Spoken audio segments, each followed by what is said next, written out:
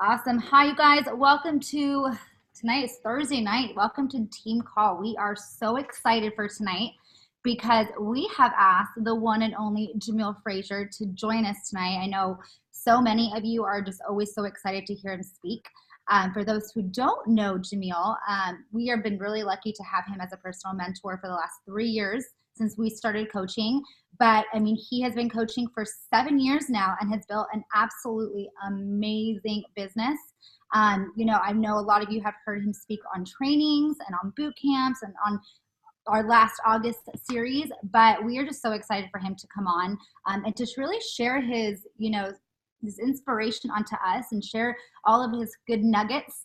And I know it's going to be an incredible hour because let me tell you, last time we actually asked him to speak on our team call was last August. And let me tell you, the fire that he alluded to us made everyone just so excited just to continue to impact lives. So we're excited to have him back.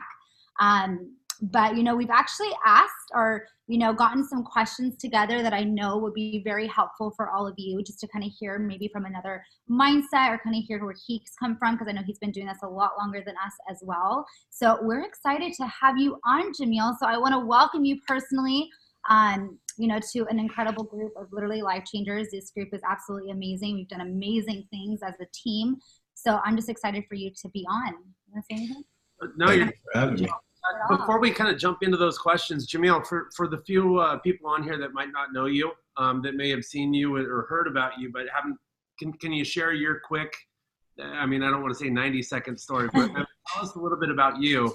But yeah, that way we can kind of get your background for some of the other people who don't know you. Yeah, absolutely. Thank you guys for having me. This is, I've been thinking about tonight for about a week now. I think about a week ago, Josh and Michelle, you guys asked me, and I was hoping that I'd be able to do it. I said, yeah, and then the next day, or a couple of days later, I lost my voice, and I was hoping I'd get it back because I really wanted to be with this group. Before I go into talking about a little bit of my story, I just want to say how proud of this group I am. I'm getting chills now just thinking about it. Josh and Michelle, you guys are such incredible leaders, and it's hard to believe that it's only been 3 years because you've brought so much value to Optavia. Forget our organization, but to the whole company, and the enthusiasm that you bring and the skill set that you bring is really appreciated. And, last year when I got on this call, a lot of similar faces, but what has happened in 12 months has been absolutely astonishing. This has got to be one of the groups that's the fastest growing group in all of Optavia. And I'm just looking at, I peeked in this group the other night and I saw the numbers from last month. And I thought, what the heck? I don't know if they need me to come on and talk to them. They should be talking to me. It was just crazy, the numbers that, people are putting up, the kids and Rachel Richards and Chris and Andrea kid, and just, so many. We had Eric come in and be one of the trainers on August Madness because he's doing such a fantastic job and he's so polished. So this group right here is a phenomenal group, and I feel honored to be able to spend some time with you guys. But I would be doing you a disservice if I didn't truly let you know how impressive this group is. When I have the ability, fortunately, to have a vantage point into many organizations, even outside of our line of business. And what you guys are doing is truly remarkable. So you guys should spend the next 60 minutes coaching me, basically.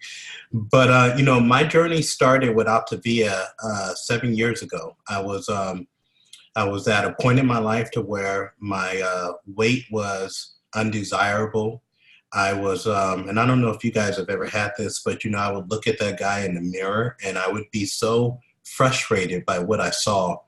And at that point in time back then, whenever I got frustrated and sort of down on where I was with my weight and my health, I sort of internalized that to other people. And so my wife got the brunt of that frustration, because when I was mad at myself and it was hard to love myself, it was hard to love people that are around me.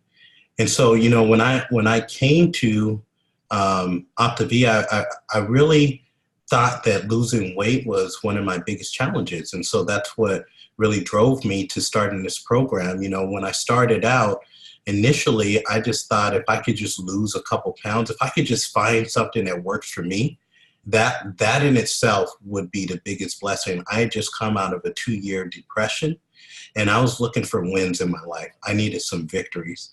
And that first week, I stood on the scale that Monday morning around 6 a.m. and I had lost 10.2 pounds. I couldn't believe it. I got off the scale. I jumped back on to make sure just to double check. And I did that a couple more times. My wife thought I was crazy. She made fun of me. She said, "Why do you keep jumping back on the scale?" And then the next week, I lost 5 more pounds. The next week, I lost 5 more pounds. 3 weeks in, I was 20 pounds down. 5.5 weeks in, I went from being over 200 pounds back down to where I was in high school in the 160s. And so many people had noticed. So many people, you know, were taking notice and, you know, wanted to start the journey. And I absolutely said I would not coach. I thought that I was above coaching. I told my coaches multiple times to don't talk to me about that coaching thing. I referred about 14, 15 people to my coach. I was allergic to the fact of coaching, and yet I started coaching. And so within 2 weeks of coaching, I brought on about 16 clients, and then I quit. It started to get a little bit too hard. They started to ask me to do things that felt a little bit too uncomfortable. It started to stretch me a little bit too much. I had to stay up a little bit longer than I was willing to back then. And I didn't understand why clients were doing things that just didn't make sense. And so I quit. About a month went by. 11 of those clients fell off. And my wife and I were trying to figure out how we were going to save our marriage. The big topic of conversation was we needed to earn more money. You know, she worked in education. I worked as a medical consulting at the time. And whatever extra income I would save up, when Amanda had summer months from school, she didn't get paid. And so whatever extra that had been saved up went to carry her for the 3 or 4 months that she wasn't getting. And that was a very frustrating process. And so we started talking about, okay, well, if we're going to save this marriage, we need to start bringing in extra income. What could we do? I literally had forgotten all about coaching. And then just as an afterthought, I said, what about that coaching thing I did? You know, I only did it for a couple of weeks, earned about $1,200. You know, what if you go and coach? I didn't want to coach. I wanted her to coach. And she says, the only way that I would do it is if you do it with me. And so that's how we came back. Within a week, she says that she didn't want to coach anymore. It wasn't for her. She didn't want to be a salesperson. And so she quit. And subsequently, I got very frustrated. And my coach says, well, in about a couple of weeks, we have this thing called National Convention. You should go. And I said I wasn't going to go. But somehow, again, I ended up going. And that's when, I call it the miracle. That's when the miracle really happened for me. Because I got to meet people like you guys, the Debbies, the Misties, the Marissa, the Kristens, all these people who were living for things that were bigger than them. And they had these amazing dreams and goals and visions, things they wanted to do. They were part of a mission. And I heard this crazy doctor talking, and I saw a panel of doctors that were out there on the stage, and they didn't talk like the doctors I work with every single day. They were talking about preventative measures. They were talking about actually being human beings. And I saw all these people that looked happy, and I craved it. And I said that I would turn to my coach, and I said, you guys don't say this. It's not intelligent. But I turned to my coach and I said, you just got lucky because I've decided to do this. And I was serious. And a couple months later, I quit my job. I went all in with coaching. I knew that I set my goal. I wanted to reach global director. I wanted to start earning at least $18,000 a month. And 8 months after leaving that national convention, we reached global director. And it's been a really fun journey since. And now I get to be on the call with you guys 7 years later.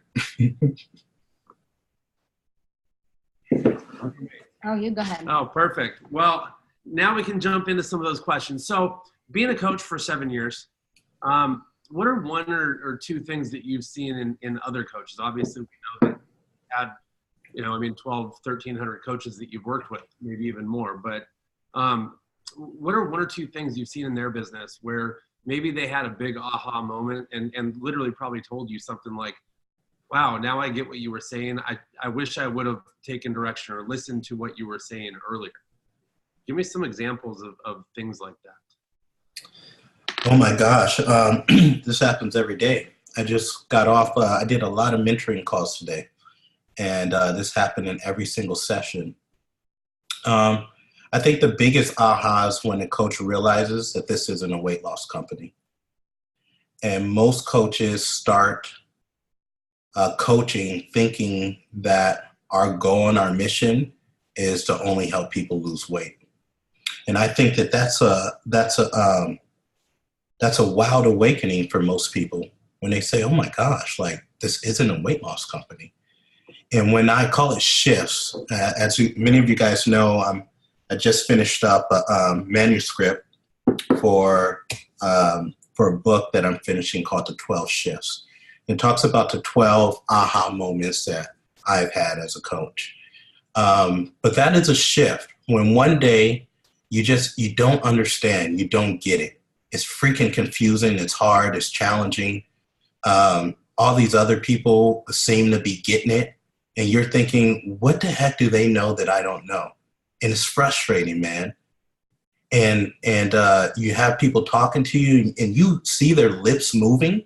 You just don't understand what the heck they're saying. And so that tends to be one to where they say, man, this isn't a weight loss company. Like this is so much bigger than that. And in fact, it's so much bigger, you can't even understand it right now. And then it begins to get to a point where it's hard to explain to people because everyone wants to put you into this little box. And what we do doesn't fit in this nice little box.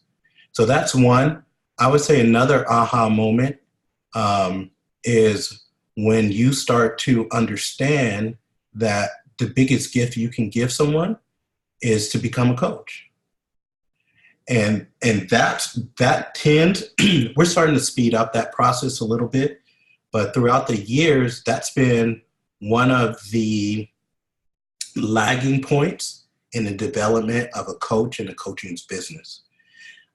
Historically, and I got on my old school hat here, a lot of you guys don't even know Take Shape for Life, but this is what we were called before Optavia. When I started coaching, we never talked about sponsoring. We never talked about sponsoring coaches.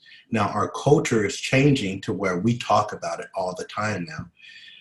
But one of the biggest shifts that a coach will take is they're sitting in their chair, they're driving to work, or if you're in Southern California, you're stuck in traffic.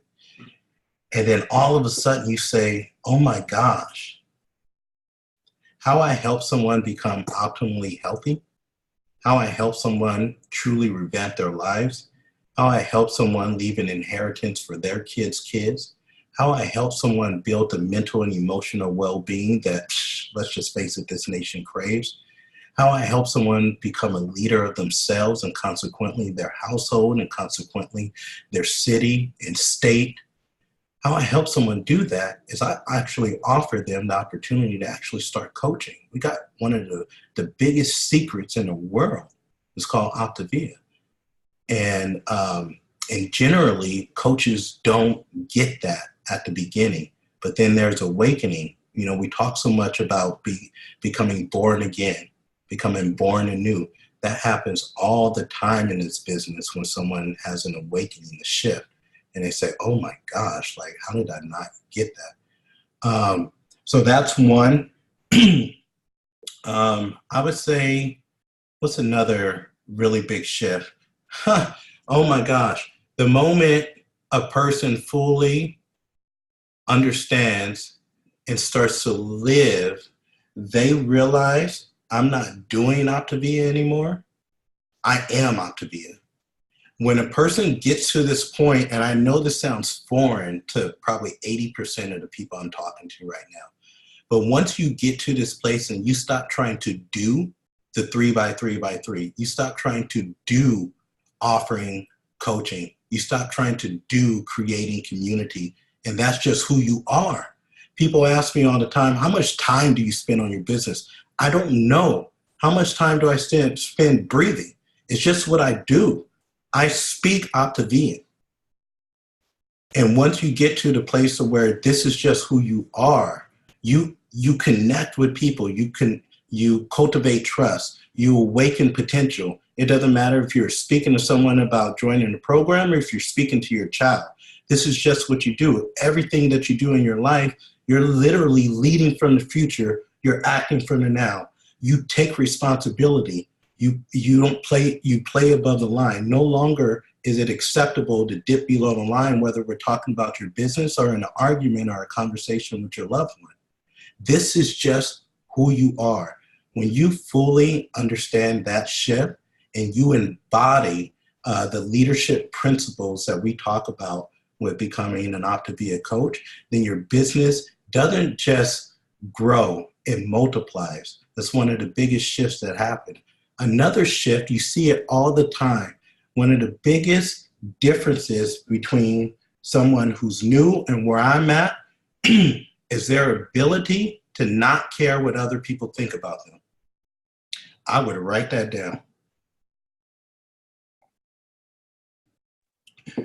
When I started coaching, I was so concerned about what people thought about me, so concerned that it halted me from doing almost everything. Am I lying? Am I lying, you guys? Or is this something that happened? The moment a coach gets to a point to where not just in their business, but in their life, they have a fundamental belief that I am only looking for people who are looking for me. I'm good, man. You don't understand. Like the other day, I put up a post, and it was a little funny post, and it said something like, all I need is $1 billion or something like that, right? And you'll be amazed how people still struggle with the idea of having money. That used to freak me out. I would have never put up a post like that because I grew up in the church. And I had this philosophical concept that it was wrong to just ball out. And I would let these thoughts, these paradigms, these belief systems, what other people would say, what would my junior high school pastor say? What would my old football coach say? What's my sister going to say in Georgia? What's my old neighbor going to say? What's my best friend going to say? And it would keep me from tapping into my God-given ability. And I see it all the time. I was talking to a coach yesterday, and she wanted to talk about all these X's and O's. I said, that's not our problem. We're not going to spend time talking about the 3x3x3. We're not going to spend time talking about approaching coaches. We're not going to spend time talking about your map. That's not your problem. Your problem is you're still trying to satisfy people that don't really care about your future. That's your problem. The moment you have the shift that you're going to go and be amazing despite the opinions of other people, oh my gosh, it is not only the most freeing feeling ever, but again, your ability to go and serve others doesn't just grow, it multiplies exponentially.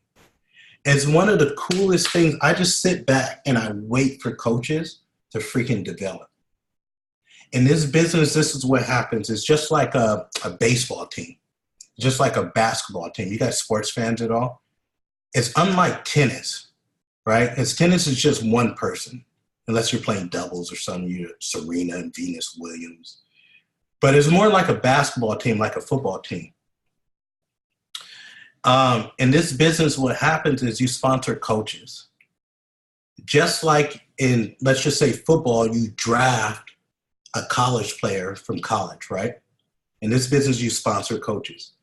Now, as soon as you sponsor that coach, they go into your developmental program. So we start developing them.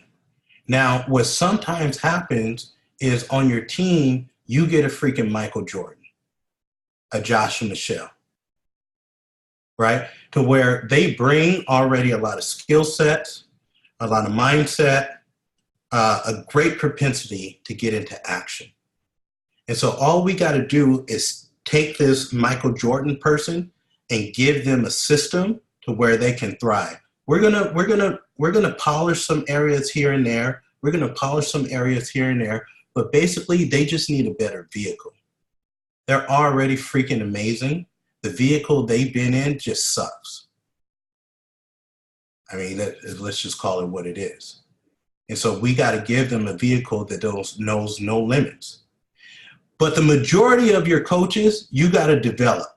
You got to put them in the minor A system, the freaking triple A system. You got to develop them, help them with their swing, help them with their throwing, help them with help them how to become major league players. That's what the majority. So I sit back and I wait for coaches to get developed. That's why this Optavia isn't even about, you know what Optavia is? It's a leadership development program, and probably the best one that's out there. Because if a coach decides to join and join this mission, and they actually want to stay, and they're actually not afraid of growth, what's going to happen is they're going to go through the front door of this house. We're going to call this house Optavia. And in this house, it's a big mansion. And in this house, we let you through the door. And the goal is to get through the back door. But the only way you can walk out that back door is you got to go through all these different doors. You got to go in all these different rooms, and you have to conquer these rooms. Room number one is personal responsibility. It's your fault. That's a hard course. People are going to go in that room. They're not going to like it. Why? Because they have spent the majority of their life blaming things on other people. I'm not earning the money I want. It's my boss's fault. I didn't make it to work on time. It's the traffic's fault. I had a child out of wedlock. It's the baby mama's fault. I didn't reach executive director. I had 4 clients push their orders back. I didn't reach regional. My executive director took the month off. It is hard to say, nope, it's my fault. And you're not going to get through the back door of Optavia until you pass that class. Door number 2, living below the line. There is a proverbial line in life. You're either going to be above it or you're going to be below it.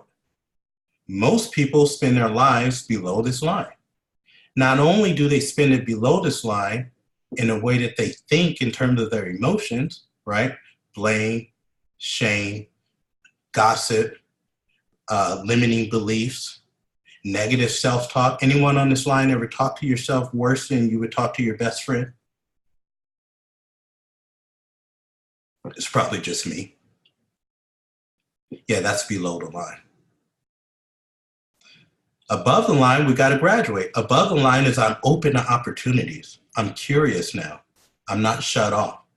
I'm a glass half full type of person. I work to problem solve. I don't say things like I can't. I say things like, how can I? In your business, there's also above and below the line expectations. How many of you guys know the threshold for executive director? Let's just say we're going to hit ED by all volume. We got to hit it by $6,000, right? You see a coach hit executive director by $6,001. That is below the line expectations. When you sponsor a new coach and you start working with them, you say, you know what? We're going to help you run and bring on your first 5 clients. That is below the line expectation.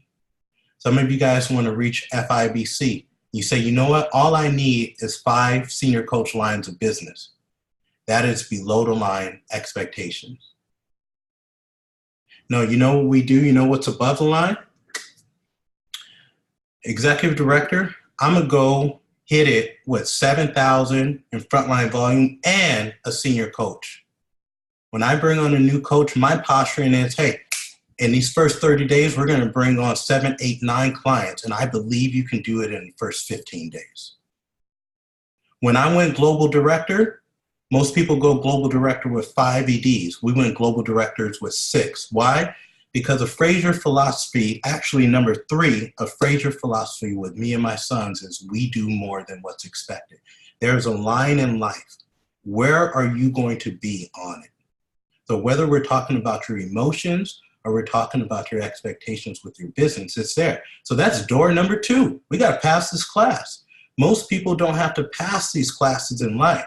They get to stay normal. So when you come in and you start with Optavia, you are going to have to grow. That's just how it is. And if you don't want to grow, then you'll see people fizzle out. They'll stay the exact same in their business, or they'll decide to leave. And so this is what happens. So in order for you to go through the back door, so what I do is I sit back and I say, oh my gosh, Sandy's going through door number 3 this month. Let's see what happens. Oh my gosh, James is going through door number 7. I wonder how he's going to do. Oh man, Audrin, she killed door number 6. Shoot, she just got promoted straight to door number 8. Can she learn how to awaken potential and transform masterfully? We're going to see. So I just sit back and I wait for people to have these aha moments, these shifts. And every single time they do, they explode with success. So that was a long answer to. No, I love it. Preach it. That was awesome. That question. You know, to kind of tie into a little bit about earlier what you spoke about, I think was number 2 as far as sponsoring. How long was it into your coaching career did you really start to understand the importance of sponsoring and to really build that equity business? So it took me about 8 months. I was so scared. I was terrified to sponsor coaches. I was running 18, 19, 20,000 in frontline qualifying volume. And I had like 3 coaches. I was so nervous. I remember the very first coach I brought on. Her name was Krista Matheson. And the only reason why I brought her on is because she was going to refer her sister Cassandra to me, who lived in Kansas. Crazy, I remember this. And so I called my coach and I said, Karen, Krista wants to refer her sister to me. And Karen says, well, why don't you ask her if she wants to coach her? I said, I can't do that. She's going to think I'm trying to like get her to do my thing so I can make money off of her. And Karen, and I don't know if we're going to get into this, but at this point in time, Karen has started to start the process with me. Door number 4. Are these thoughts serving you in this house? And so I promised her that I would say something. And so I was still working at the time. I was consulting for dentists. And I walked out of this dentist's office and I got to my call and Krista called me. And I wasn't going to pick up the phone because I knew I told Karen that I was going to have to talk to her. And when we got on the phone, I said, hey, just like stuttering. Oh my gosh. What do you think about you coaching your sister and we'll show you how? And she was like, okay. She didn't even fight back. And I was like, wow, this is crazy. I remember calling Karen. She said, yes. And so that was scary, but it was easy. And my next coach was this girl named Bonnie Yu. When I got out of college, I started working in inside sales as a kind of like a headhunter. Where Bonnie was more successful than me. She was managing a branch, our Irvine branch. So I was always scared of her. It sounds crazy, but I was like nervous. I thought, she's more successful than me. She's smarter than me. And she was very short. Like when you talk to her, she was very short and would cut you off. And that intimidated me. And so Bonnie wanted to start. She came to me and said, hey, is this like multi-level? I didn't even know what that was. And she says, like, can I coach? And I was all nervous. And she goes like, no, I want to coach. And I was like, wow, you do? She's like, yeah. And so she started coaching though, but then she sent me a long text, and the text was something like this. I'm not going to be doing this thing full time. I'm not trying to do all this stuff. And, I feel like you're really pushing me and trying to force me to do this stuff. And it scared me. And I got scared. And so basically for like 7 months, I didn't talk to anyone about coaching because Bonnie scared me. Isn't that crazy? And what happened was I was running 19,000, 20,000 frontline qualifying volume, and I was tired of being stuck at executive director. And so I was staying up, nights trying to figure out how do I bring on coaches. And I was freaking killing myself. Because once I have it in my mind, and I'm like, I gotta figure this thing out, man. And I couldn't figure it out. And I was scared. I was so tired of being scared. And my coach invited me to go to the seminar. And at that seminar, I had 2 conversations that changed my life. And I figured out how to start sponsoring coaches. And so this was in January 2013. I was executive director. And by the end of March, I was global director. I never even knew about this regional position, national, none of that stuff. I went from executive director to by the end of March, hitting global with 6 executive directors. Now, that means I sponsored 36 coaches in 2.5 months. So that's how we went global in 10 months. Basically, for 8 months, I had maybe 3 coaches, 4 at the most. And by the end of 10 months, we had a lot more than that. So it was just one of those shifts. It was one of those shifts that happened.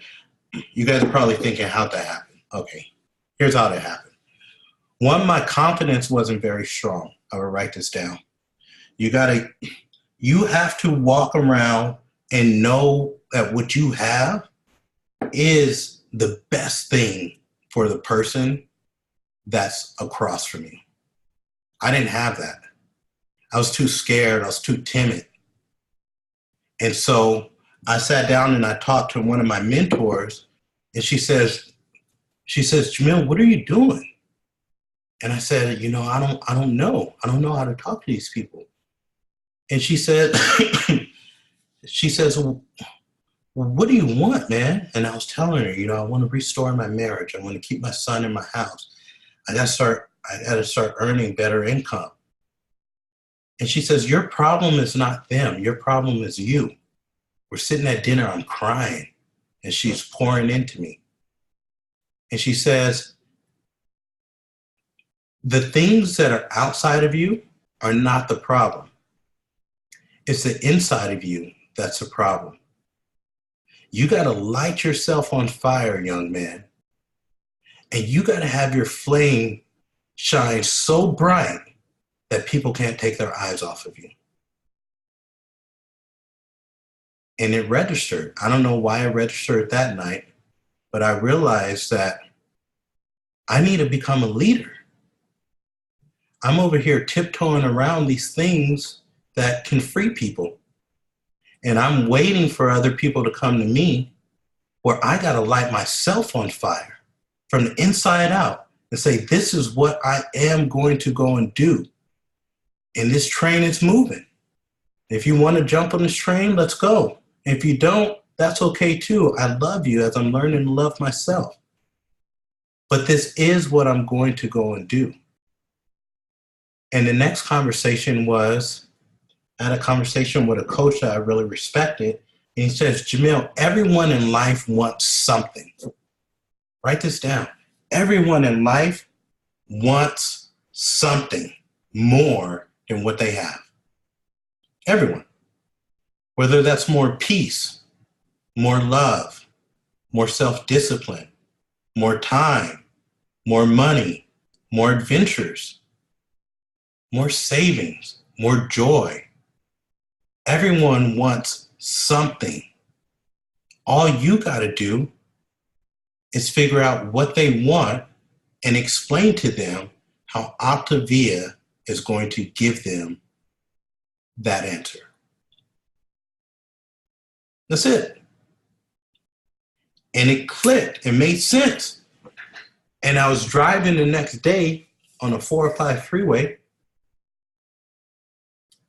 and it just made sense. That sponsoring coaches is easy. All I got to do is figure out what people want, and I got to be a bridge from where they at now and what they want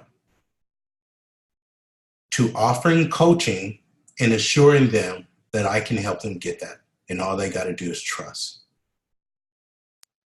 That's it. So I upped my activity. I started no less than 10 people a day were going to get the opportunity to start coaching. No less. I was just on fire with offering coaching to everybody. And I took before it was all about me. That's why I was so scared. It was all about, what am I going to look like? How's it going to make me feel? What is this going to say about me? And I took all that, ripped all that stuff off, and I put it on them. How can it change their life? How can it change their future? How can it change their paradigm? How can it change their lineage? How could it give them hope? How could it give them joy? How could it give them freedom? How could it give them time? And I stopped thinking about myself so much, and I just started connecting with people, building my skill set of listening, asking better questions, getting to the nitty-gritty, and then sitting there learning how to, the next skill set, door number 3, how do you awaken potential? And how do you look someone in the eyes and say, I understand, I get it, I feel what you're talking about. And the one thing I'm going to promise you is, if that's what you really want, you got to start coaching, and we will show you how to do it. Can you trust us, and do you want to go? It just became easy. And since then, it's been really easy because everybody wants more of something. You just got to figure out what it is. You got to build your confidence. You got to stop trying to do and become. Ask them to trust you and say, let's roll. If your goal is to stop living paycheck to paycheck, let's figure out why. Okay, I'm going to promise you that if you listen to what we say, that does not have to be your reality, and I'm going to give you 30 days. So in 30 days, would you like to change your life? Yes? Then you should start coaching. Go buy this kit and let's roll.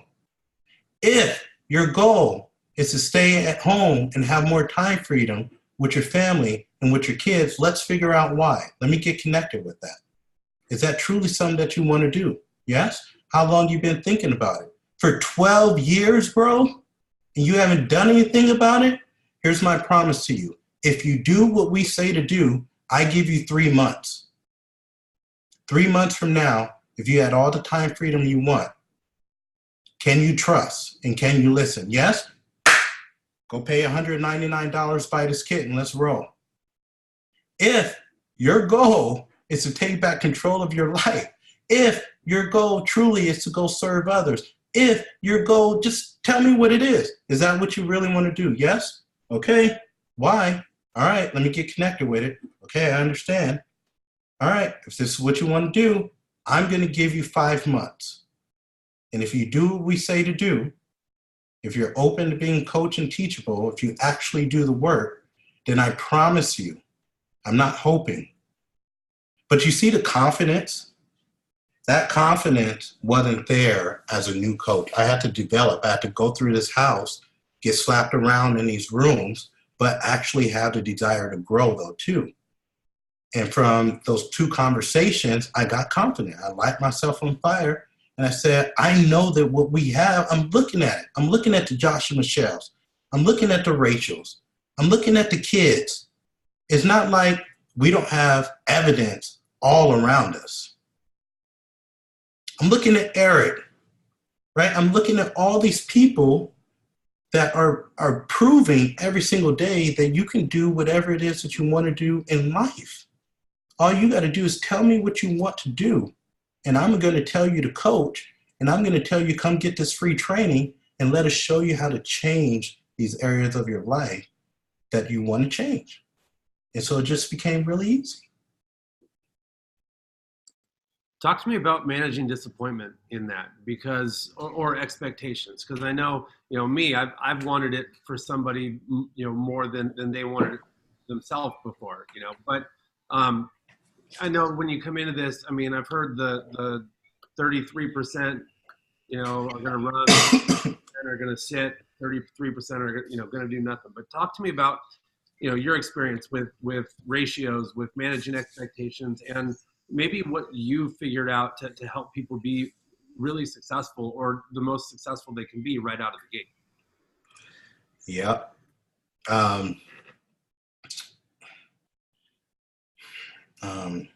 Okay, how do we attack this one? So I believe Optavia coaches naturally have a blessing and a curse as they start this business. The majority of Optavia coaches really do want to help other people, like for real. And generally they start with this understanding of, I want to help other people in their physical health, because they haven't had to shift that you can change someone's complete life. But all they're thinking is, I want to help them with their physical health. And we feel that because so many of us come in having struggled so much. Just raise your hand if you struggle with your own physical health, and that's how you got started on this program. And it was so freaking, you guys remember those days?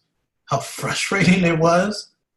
Like before I left, I was in pharmaceutical sales. I started gaining all my weight before I went to consulting.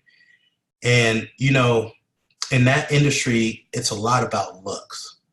And so I would be trying on 10, 11 different shirts before I left the house just to see which one didn't make me look that fat.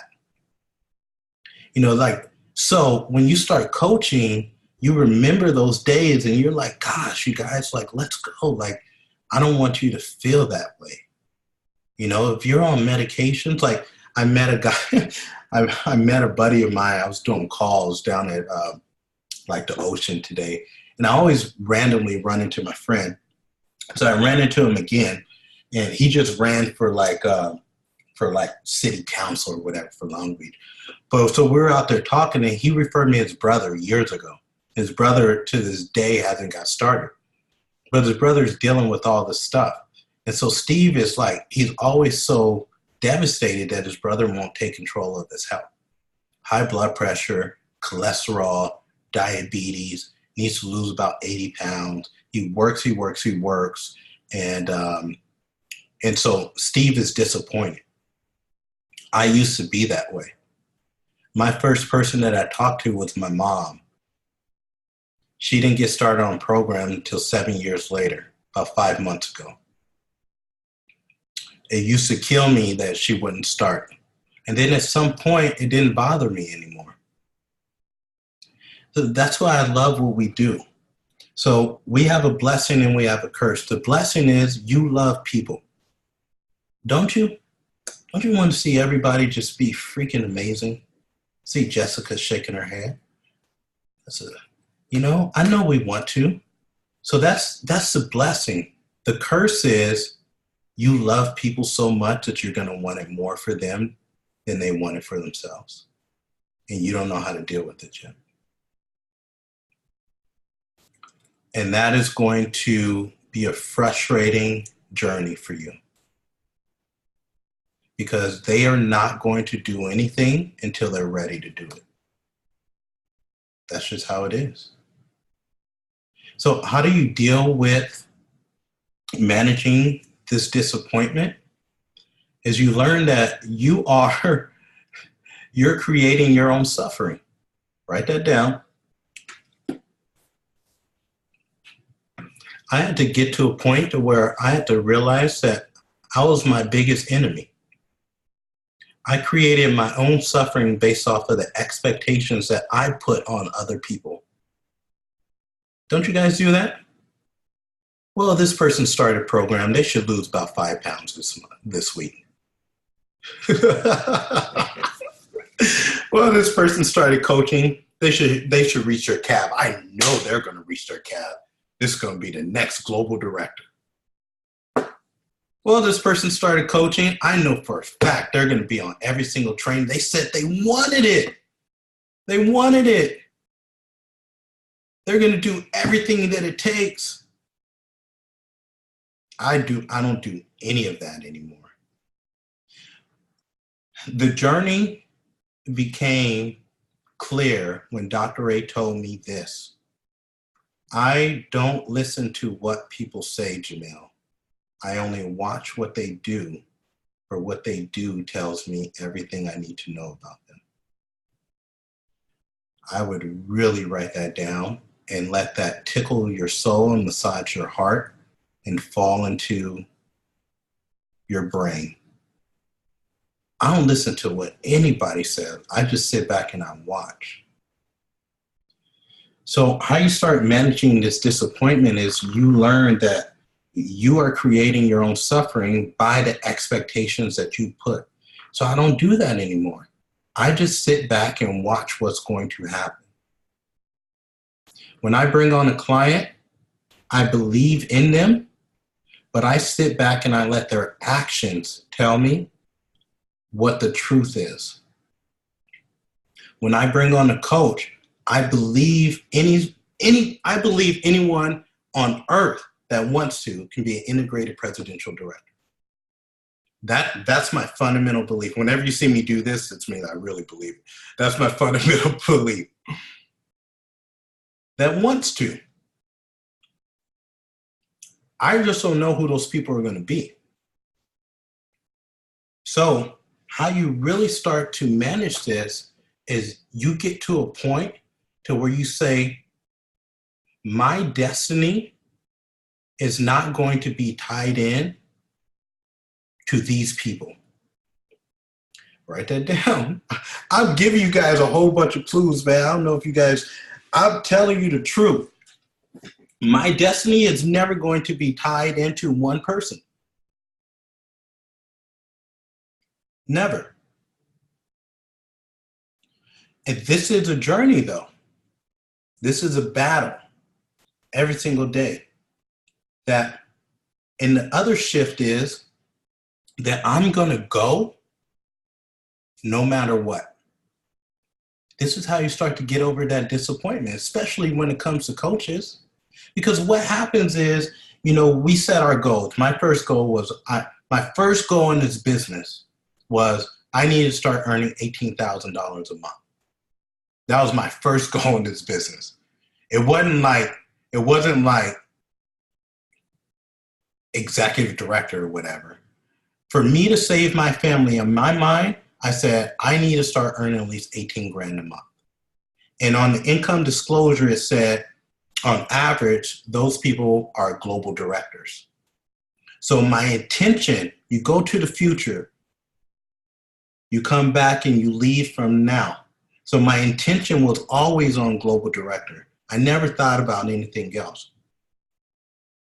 And so in order for me to make this dream come true, yes, I need 5 executive directors, right?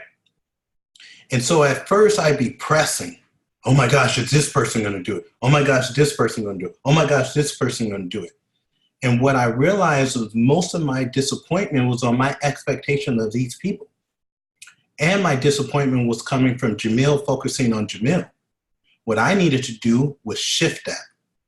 And now what I needed to do was say, Jamil, you are going to become global director, and you do need 5 executive directors, but you don't need any one person. You are going to do this, and now what you need to do is go serve the people and let the chips fall where they may. So I'm not going to be disappointed. I'm actually going to find solace when people don't reach their goals. I'm always going to find the blessings that are in there. Write this down. I'm giving you guys, I'm like for real, giving you guys the truth right now.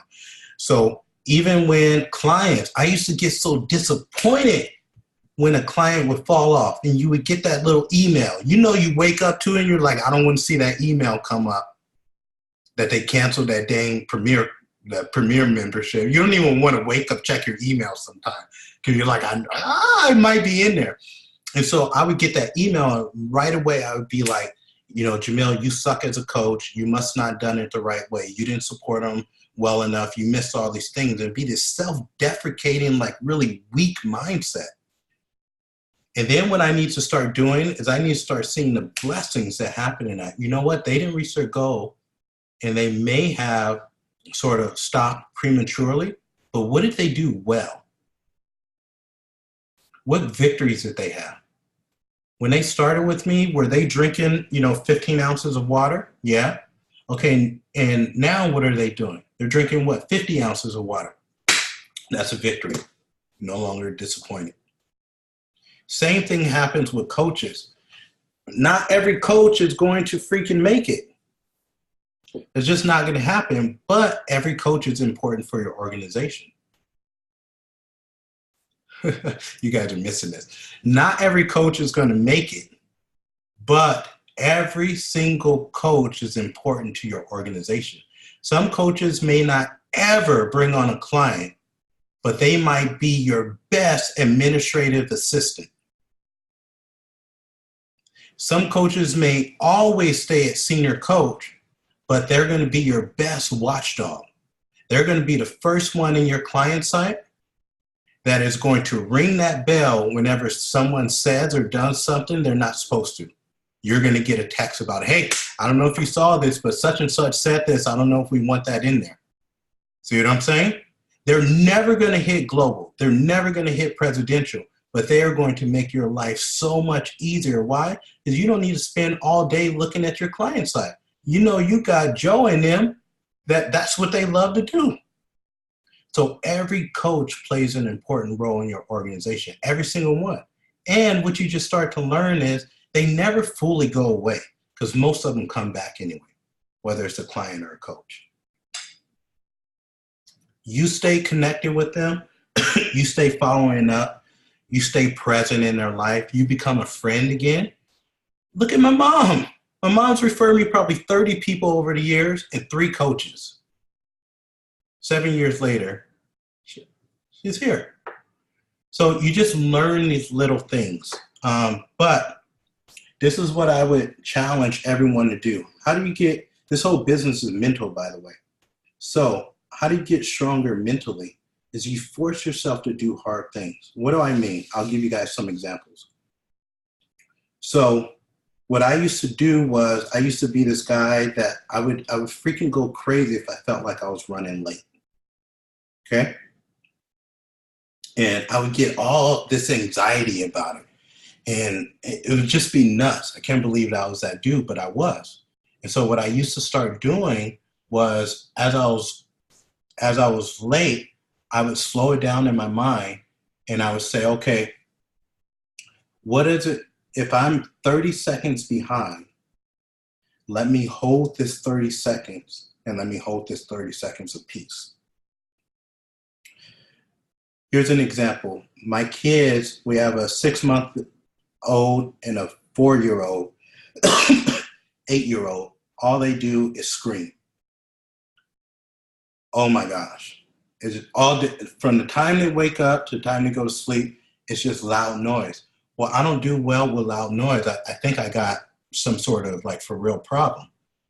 And so, just looking at Chris back there, he looks so good, man. Shirt is off and everything.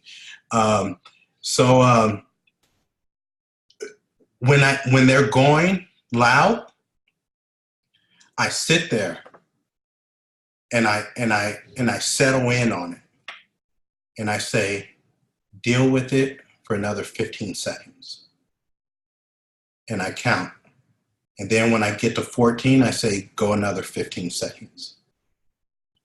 So I find things to make myself stronger mentally all the time. Even today, I was going to reply in a chat group. And I was going to reply with emotions. And I said, sit here and feel this. And you're not going to be normal today. You're not going to reply like a normal person would, which is all emotional, right? Because they're all in their feelings. And so I said, you're going to sit here and you're going to fall in love with this. And only until you move out of the state of normalcy are you going to reply. And I replied. It was above the line reply. I took personal responsibility. Everything's great. Today at the gym, I said, I'm going to do 100 leg extensions, 20 sets each. Well, my first set, I did 10. And then I said, all right, you got to challenge yourself. Next one, you're going to do 20. But when I got to 16, it hurt a lot. And I got to 20. And I said, all right, next one, you're going to do 25. When I got to 18, I told myself, you're going to do 30. So I did 30. Then the next one, I said, you're going to do 30. When I got to 25, I said, no, you're going to do 40. You see how you just constantly push yourself to the next level. You constantly push yourself to do hard things. You constantly push yourself because your mind is weak. It wants to quit all the time. It's going to tell you that you can't do stuff all the time. That's the best thing I love about coaching, because you're going to have to get mentally strong. You're going to have to be born again. You're not going to be the same person 2 years from now than you were when you started. And most of it is going to be mental growth. You're going to find these little crevices to where you're just like a really average normal person. And you're gonna find all of these crevices of things that you think and you do that don't serve you. And to change that is going to be really hard. And this is why most people, I'm just going to be honest, it's not even a coaching thing. That's why most people aren't as successful as they have a God-given ability to be, because they won't force themselves to continuously do hard things. I love it, my friend. So last question we have for you, and I think this is a big one, but how vital is patience while growing this business? How do you not confuse that with taking a long time to do things that don't take a long time to do? So to me, there's a difference in that.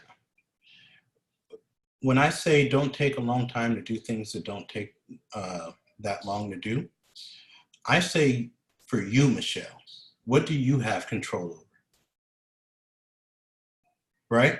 For me, Jamil, if Amanda says, hey, I need you to take out the trash now, and I freaking wait 3 days from now, that's taking too long to do something that doesn't take that long. I got control over that. Now, if the trash man doesn't come pick up that trash until 3 weeks from now, I don't have control over that. And that's where I need to exercise patience. Does this make sense? It's a big difference. The great thing about this business is you can always speed up time. Oh my gosh, write this down. I can always speed up time. You know how? You do more reps.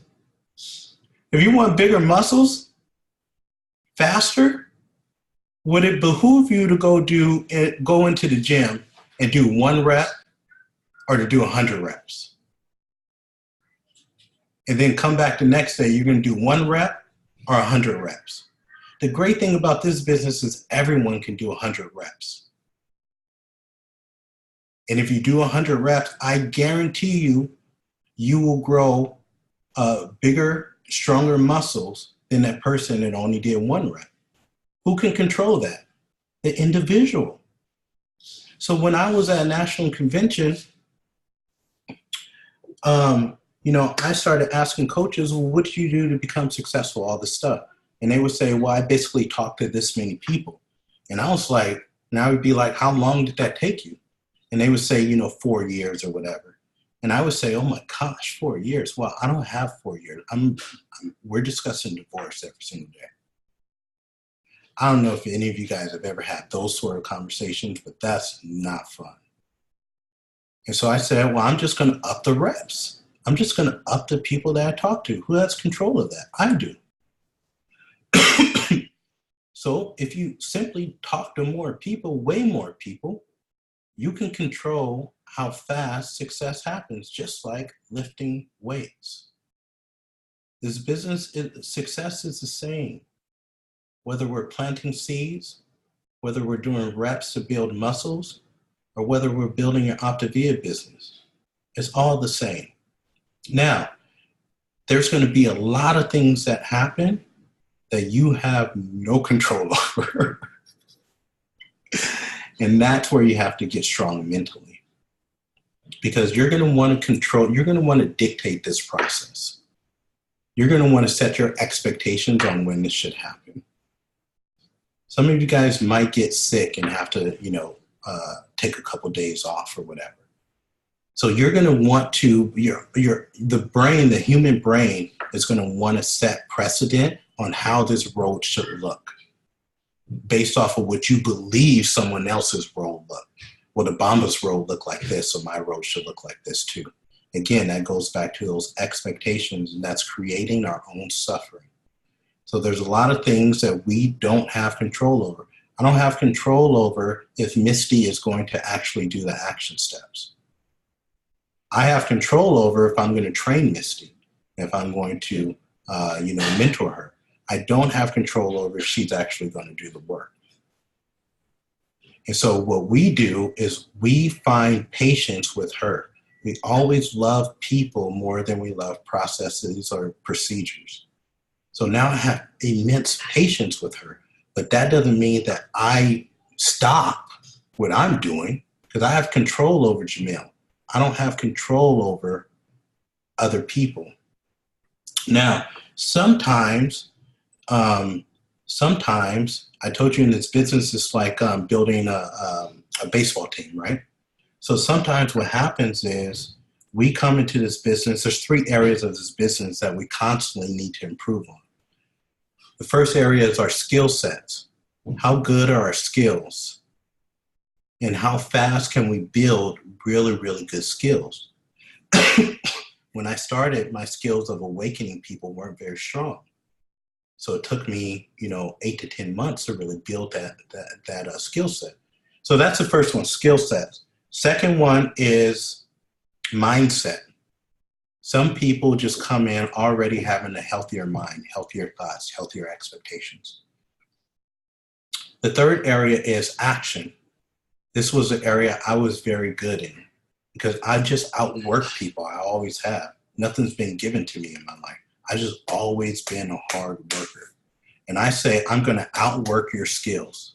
You might be more skillful than me, but you cannot outwork me. I'm going to stay up later. I'm going to talk to more people. It's just what I'm going to do. I've always done this, whether it's athletics, whether it's my jobs, whether it's coaching. I've always just freaking worked, man. So those are the 3 areas. Now, what's going to happen is some coaches are going to come in. They're going to be fluid across all 3 of those areas. So they're going to see success a lot faster. Some coaches, they're going to need a pull back because their skills aren't very good. They probably don't have a network. They might classify themselves as an introvert. So we're going to have to go into that house, and they got to go to all those rooms before they start seeing success. And some people might really have to work on their mindset. And some people are just going to work on all that stuff. They're not going to take that long to do things that don't take that long. So they're going to work on all those things really fast so that they start seeing success. But fact of the matter is there's a lot of things that we cannot control. And your Optavia business is just a microcosm of your macro life. It's the same thing that's going to happen. This is why your life gets better as you become a better coach. Because there's a lot of things in life that you have no control over. But what you do have control over is how you choose to respond to it. And part of that is the patience factor. So we get really, really good with being patient. Dr. A, we'll finish with this. Dr. A, 18 years ago, set out on a mission. His vision was clear, crystal clear. He could see it, most people couldn't see it. Do you know he's still waiting? Think about that. 18 years later, he's still waiting. Isn't that amazing?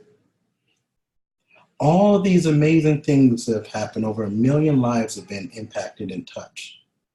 But it's still not what he saw 18 years ago. And so he's still waiting. Isn't that amazing? That is patience, but that comes with extreme emotional intelligence. So we don't take too long to do things that don't take that long when it comes to us. However, to see true progress, true success, it's going to have a life cycle to it. And oftentimes you can speed up that process, but even that is going to be, you have to fall in love with the journey.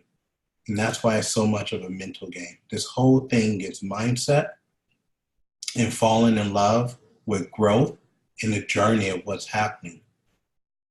And I love the journey. I'm looking at you guys. I can't believe what's happening. 7 years. I never thought. I never thought. I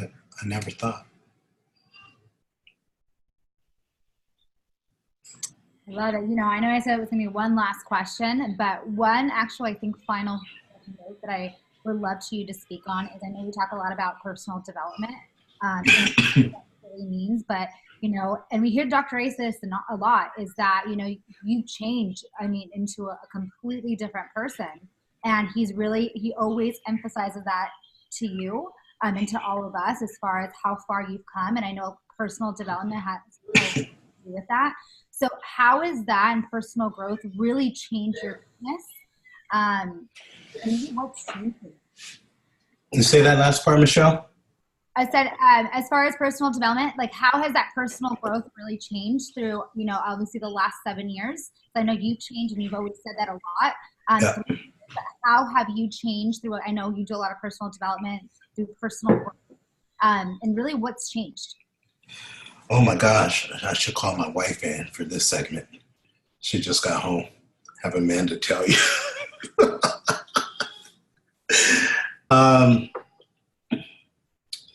Oh my gosh. I look back at who I was 7 years ago, and I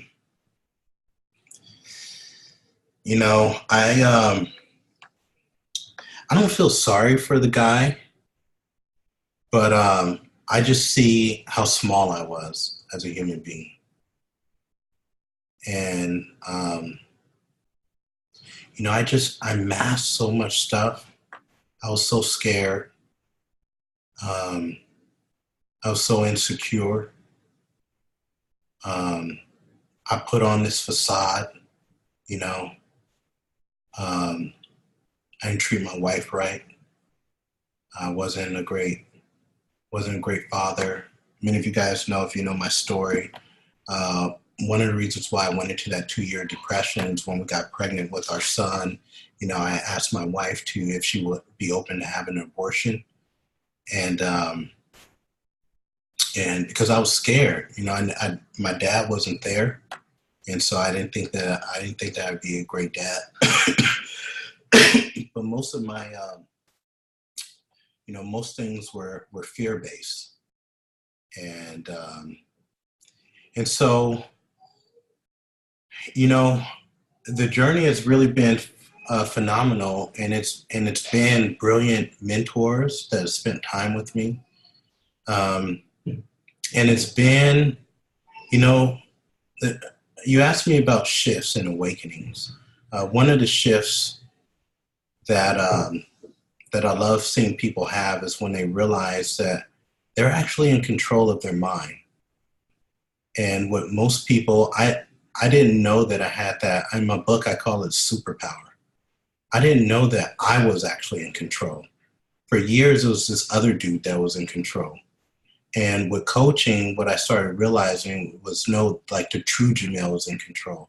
I can dictate every single day the way that I actually choose to think and respond, how I want to, not this scared little boy that started with coaching, you know, not that guy who was so weak mentally. And so he put all of his stuff on other people. But Jamil, I can control it. And, you know, that was an amazing superpower. And I remember, you know, them talking about metacognition and you being able to be the observer of your thoughts and really control that. And it was foreign to me. But once I started to practice that, and I would sit just by myself, and a thought would come up that didn't serve me. And I would sit there and I would have all these conversations with myself, even amongst friends. I'd be at dinner with people and I would just sit there and I'd be like, wow, I can't believe I just had that thought. Is that even true? Does that thought even serve me? Is that helping me become my greater self? Is that helping me even get close to the things I want to create in life? No. So how can you change that right now? And I would just do that. I would just practice these games of creating new stories. And that became like fascinating to me. And I realized 99% of people that live don't even know they can do that. And they don't take enough time to practice that. And so so what they do is they start to find all these other things to mask that, whether it's a chatter, whether it's negative self-talk, whether it's alcohol, methamphetamines, all these things, right? And so the growth has been phenomenal. One of the things that I learned was you cannot, your business will not grow larger than your own personal development. And that guy who ran for Congress that I told you I bumped into today, this was one of the things that we talked about. And he was talking about people that hit the lottery and how many of them commit suicide, how many of them go into bankruptcy, how many of them within months, 6 to 12 months, have lost all their dang money. And why that's happened is they haven't developed. They haven't taken the actual steps and built the habits to know what to do with that lump sum of money. Same thing happens with coaching. If people say to me all the time, I want your business, I say, no, you don't. They say, yeah, I want your business. I say, no, you don't. Say, yeah, man, I want your business. I say, trust me, bro, you don't. Because what will happen if I gave them my business right now, it's going to shrink right down to where they are developmentally. Because you can't handle this. You can't handle all the stuff that comes with this. Right? All the people that do silly things and say silly things. I mean, it's a never-ending cycle. And so instead, you got to grow into that. But you can't jump levels. People want to go from kindergarten to freaking their doctoral degree. Don't happen that way. You have to grow into second grade, third grade, fourth grade, into high school, freaking sophomore year. Then you got to graduate. When you graduate, you hit global director. Then you got to go to freaking get your master's degree, integrated IPT, right? Like you got to keep going. And that is every step that you take as you're developing yourself more and more and more. This whole business is not about other people. This whole business is it's you with yourself on this road saying, what am I going to do and who am I going to become? And the reason why people don't build bigger businesses is they don't want to face themselves in the mirror and say, what are these areas I'm weak at that I need to grow in? And I don't want to take the time to grow in them. And that's a scary proposition. Nobody really wants to look at themselves like that. So I had to look at myself all the time and say, where are my deficiencies? Where am I dipping below the line? Where am I thinking thoughts that don't serve me? Where am I putting my limiting beliefs on the other people? Where am I not taking personal responsibility, not just in my business, but in life? Where am I growing? How am I developing myself? Where am I taking time studying these books, learning a new word a day, reading a book a week? People don't want to do that because it's easy to stay normal. So this whole business is about personal growth. Amen to that.